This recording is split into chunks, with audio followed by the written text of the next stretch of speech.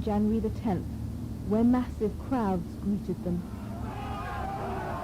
Mr. Heath had given us this plane which flew in from London, and we arrived early afternoon. And there were just millions of people on housetops and treetops and on the roads, and we were driven through that to this big central place. Millions were there, and one made his first speech congratulating the people who had fought, paying tribute to the martyrs of the Liberation War, thanking those who had helped us in this struggle.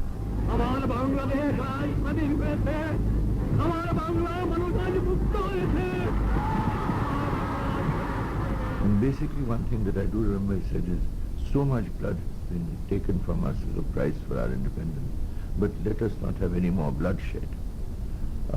I will see that the atrocities that have been done are dealt with through a process of law, and that those who are responsible are brought to justice, but no one here should take the law into their own hands or take any revenge. And that was, I think set the tone, and really things began to sort of at least settle down. There was no revenge on the kind of scale you would expect of people who had suffered the kind of atrocities that had taken place in the previous 9 months. Is there one image that makes you think back?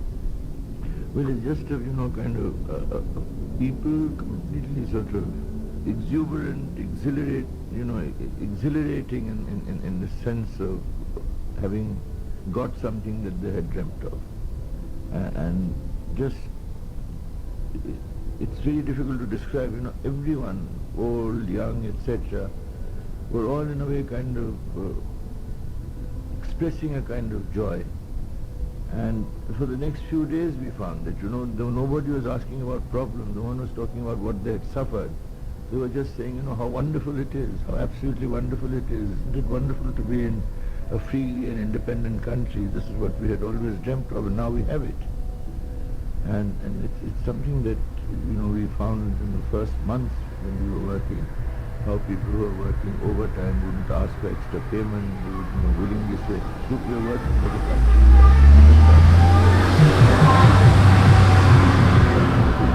It was all a kind of everyone pulling together in a common endeavor to feeling, completely owning a new state and participating in sort of building it. Dr. Kamal Hussein went on to serve in the government under Sheikh Mujibur Rahman.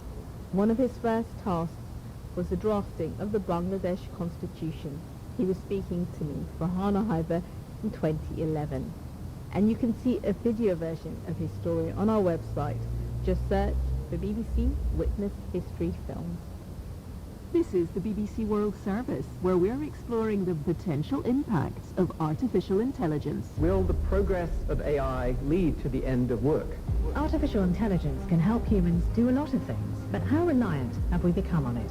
In his third lecture, Professor Stuart Russell examines the impact of AI on the economy and how the world might adapt as work is increasingly done by machines. The BBC Reef Lectures at bbcworldservice.com/Reef Lectures.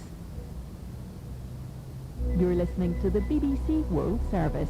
Our technology reporter Zoe Kleiman told us more. I asked our Washington correspondent Chris Buckler what was in this article. BBC Mundo's Guillermo Moreno joined one of the queues. Let's speak to our China media analyst Kerry Allen from BBC Monitoring.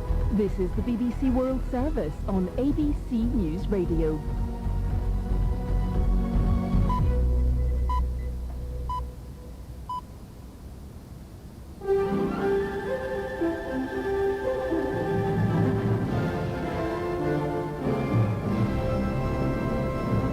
ABC News with Andrew Kalukas. Rules for international and interstate travellers are changing, along with some restrictions over the holiday period. Basel Indele reports. Fully vaccinated international arrivals entering South Australia will only need to quarantine for 7 days wherever they arrive. And those landing in New South Wales and Victoria from Tuesday only need to self-isolate until they test negative.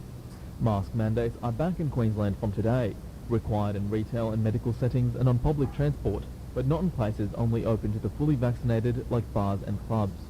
In South Australia, some restrictions will ease on the 28th, including caps on home gatherings lifting. And Western Australia is requiring fully vaccinated Tasmanian and exempted Queenslander travellers to self-quarantine for 2 weeks from Monday. Health teams are surging into the Northern Territory town of Tennant Creek as part of a major public health response after a cluster of COVID cases was confirmed there. Tennant Creek recorded 4 new local cases of COVID-19, one of them a woman in her 40s who has links to the Catherine outbreak. The cases have prompted a lockdown which starts at 5 p.m. will last until 5 p.m. on Monday.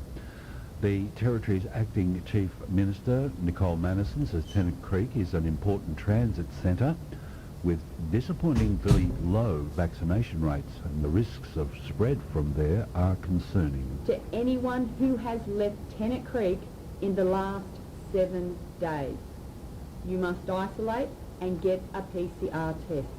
You must remain isolated until you receive a negative result.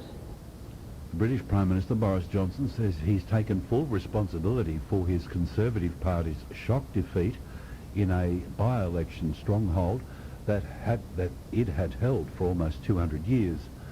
The winning Liberal Democrat candidate Helen Morgan won the seat of North Shropshire by 6,000 votes. The by-election was held amid a scandal over inappropriate lobbying and accusations government staff breached COVID socialising restrictions. Mr Johnson says the result is very disappointing. I hear what the voters are saying in North Shropshire, and in all humility I've got to accept that verdict. Of course I understand that what voters want us as the government to be doing at all times is to focus on them and on their priorities, and my job as Prime Minister is to get the focus onto the stuff that really matters to all of us. The head of the United Nations Atomic Agency says it's very strange that footage from a surveillance camera at one of Iran's nuclear centrifuge workshops is missing. Iran says the camera was hacked in an Israeli sabotage attack on the workshop in June, but it did not hand over the camera's data storage device, which the International Atomic Energy Agency says would prove whether it was tampered with. IAEA head Rafael Grossi says it's absurd to suggest it was hacked. These cameras do not have any transmitter, any beacon that can be used in the way that it was alleged. So I try to restrain myself because that irritates me enormously. The idea that somebody can be saying that the IAEA can be part of something like this. Afghanistan's Taliban government says it's prepared a draft national budget for the next year, saying it could be financed by domestic revenues. The BBC's Charles Haviland reports. Most foreign aid has been suspended since the Islamists took power in August. That's left the authorities with little cash to spend. The contents of the Taliban's draft budget aren't yet public. One priority will be to make good months' worth of unpaid salaries for Afghan government servants. The authorities say these are now being paid for several ministries, but are warning of a new pay scale. Tackling the distressing spread of hunger and destitution will presumably also be a priority. UN cash assistance has started arriving at the Afghanistan International Bank, part of a program intended to plug the gap in aid. Ash Barty and Dylan Alcott have been crowned joint Newcombe Medal winners for their achievements in tennis in 2021. The award was Barty's 4th in a row, while Alcott was a previous recipient in 2016. Barty's paid tribute to her fellow winner, saying Alcott had an exceptional year. He's the only person to achieve a Golden Slam, and I think it's pretty cool to share that with him after what's been a really incredible year for us as well, and a really rewarding, tough year, but I certainly wouldn't change any of it. Briefly in cricket, England is 2 for 17 at stumps on day 2 of the second Ashes Test in Adelaide. This is ABC News.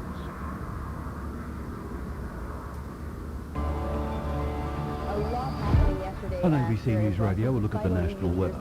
A trough will send hot, dry, gusty winds across Tasmania, Victoria and New South Wales, raising dust and the fire danger.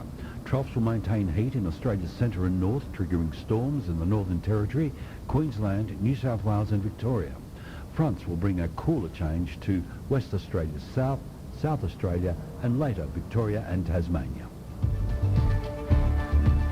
To the capital city, forecast for Saturday: Brisbane 29, partly cloudy, Sydney 31, mostly sunny, Canberra 32, possible shower or storm, Melbourne 33, an afternoon cool change but windy, hot and becoming windy 30 in Hobart, Adelaide 28, mostly sunny, Perth 23, a shower or two, Darwin 35, a shower or two and possible storm. You're listening to ABC News Radio. We return now to the BBC World Service. Welcome to Democracy Now!, democracynow.org, the War and Peace Report. I'm Amy Goodman. President Biden warned Thursday of an imminent surge of COVID-19 cases as the Omicron coronavirus variant continues to spread around the world and across the U.S. at an unprecedented pace. For unvaccinated, we are looking at a winter of severe illness and death for unvaccinated, for themselves, their families, and the hospitals they'll soon overwhelm. U.S. COVID-19 hospitalizations continue to rise, with nearly 1,300 people dying of the disease each day in the United States. Amidst the surge, many prominent universities, including NYU, DePaul, and Princeton, have returned to online classes. Cornell University canceled most campus activities after 1,100 students tested positive for coronavirus in just 1 week. The NFL, the National Football League, and the NBA, the National Basketball Association, have announced new COVID-19 protocols after dozens of players tested positive this week. Here in New York City, Mayor Bill de Blasio has announced plans to distribute 1 million high-quality masks and 500,000 at-home COVID-19 tests. The Centers for Disease Control said Thursday people should avoid use of Johnson & Johnson's COVID-19 vaccine and should instead opt for vaccines produced by Pfizer and Moderna. A vaccine advisory panel cited the risk of extremely rare but life-threatening blood clots linked to J&J shots. Meanwhile, the American Civil Liberties Union warns Immigration and Customs Enforcement is denying COVID booster shots to some 21,000 prisoners being held in ICE jails around the U.S. An ACLU attorney said, quote, "This is yet another example of ICE's cavalier approach to the health and safety of people in detention in violation of their constitutional rights and underscores the inherent danger of detention in the first place," they said. The Food and Drug Administration has permanently removed the in-person restriction on accessing abortion pills, allowing patients to receive the medication by mail after a telehealth consultation. Previously, pregnant people had to go to an on-site provider to take the prescription drug, though that requirement was lifted during the pandemic. The medication,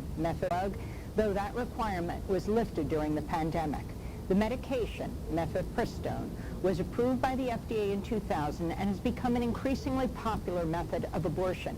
It's used in conjunction with the drug misoprostol. Reproductive rights advocates hailed the FDA decision at a time when the fate of Roe